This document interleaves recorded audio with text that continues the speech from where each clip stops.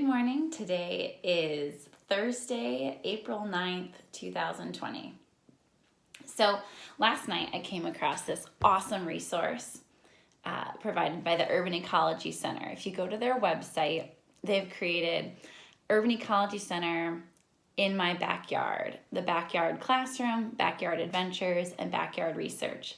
You can go on the website and they have different activities. There's like scavenger hunts for outside. There's information about the changing of the seasons. There's sharing of really interesting things that they found at the parks. And one thing that I came across, which I thought was interesting, is about the science of phenology, not phrenology. Phrenology was the incorrect psychological viewpoint that you could predict mental traits by the bumps on someone's head. That's not true, and that's not what we're talking about. We're talking about phenology, which is the study of appearance. It's the science of documenting not what something looks like, but when something appears.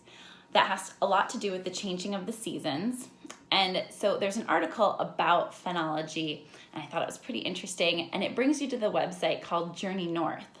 And I was up way too late last night checking it out. It's so interesting. You can click on different squares they have different animals or different seasonal occurrences, and you can select that, and it brings you to a map.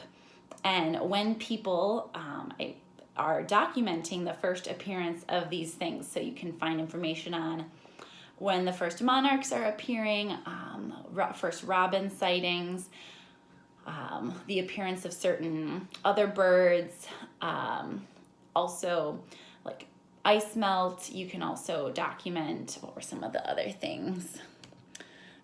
First frogs, hummingbirds, and on the map, you can hit play and it'll show the sequence of when they're appearing and where, and it's really interesting. You can kind of see their migration patterns and such.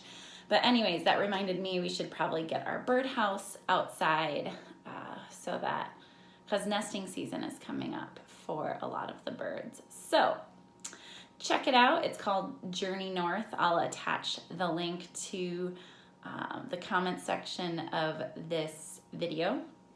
Another thing I wanted to share with you guys today is about single tasking. So I found myself with a lot of time, and sometimes I try to do too many things at once. And I know students, I've told you this before, multitasking is a myth. Studies have shown that we end up getting half of as much done in twice the amount of time when we attempt to multitask. Really, we're just single tasking back and forth between multiple things. Busyness, though, that it feels like you're getting more done. It feels rewarding because busyness is stimulating and feels good. And actually we get there's a chemical in our brain that's produced when we have this sense of busyness called dopamine that helps us feel good. It makes us feel like we're being efficient, but it's really an illusion when we multitask. Single tasking is a really great way to start into a mindfulness practice, but multitasking is a really hard habit to break. I find myself doing it often. So again, from our Growing Up Mindful book, a practice that can help us with single tasking. So single tasking is just like what the word is saying. It's doing just one single task at one time. And it really helps us to stay more balanced. And it helps us to be more mindful. It helps us to be more present and engaged in what we're doing. And it forces us to slow down, kind of like this whole pandemic and stay-at-home order has forced us to do. So let's just take this slowing down to the next level. And I challenge you to single task something today besides this mindfulness practice. So find a comfortable seated position. Don't want to cut off off the top of my head in the video. Find a comfortable seated position, and your eyes can stay open or they can be closed. I like to have them just kind of settled. I like to find a location just a few feet away from me and settle my eyes in that one given spot. So with your eyes open or closed, place one finger gently in the center of your forehead. Just feel the finger against your forehead. Feel the sensations of your forehead against your finger. You might notice temperature. You might notice a contrast. One is warmer, one is colder.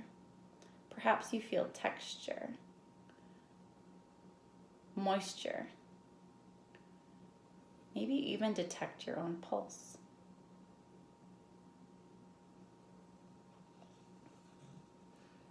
Stay with this awareness for a moment longer.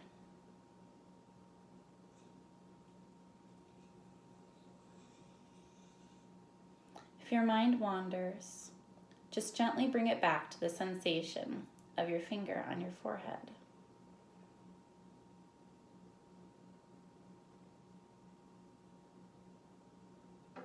Then open your eyes, take your hand down, and notice how you feel.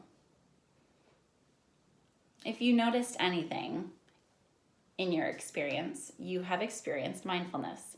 Mindfulness is not something that you have to automatically be just able to sit there and focus on your breath or your sensation for a really long stretch of time. One of the best ways to start mindfulness is through these short practices like this. So, all right, it's a sunny day. It's cold, windy though. So I hope you guys all are well. Maybe feel the warmth of the sun through the window or get your faces outside.